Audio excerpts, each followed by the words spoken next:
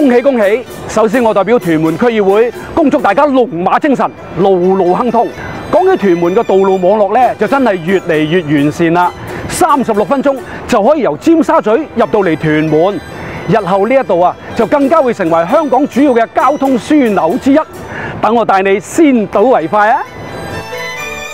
預計2016年連接香港、澳門同珠海三地嘅港珠澳大橋將會落成，而相關嘅屯門至赤鱲角連接路亦都預計喺2017年落成。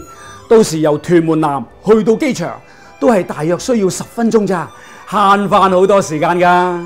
至於屯門公路就喺08年已經進行重建同改善工程，除咗擴闊路面、增加負載量之外，仲設置咗路肩加強安全性，又加設隔音屏障同進行一系列美化工程。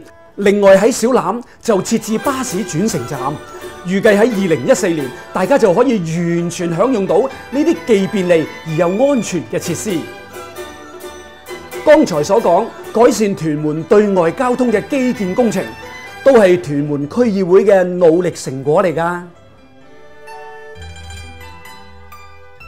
屯門嘅交通真係越嚟越發達，越嚟越方便，大大拉近咗我哋嘅距離。希望日後喺屯門可以見到你啊！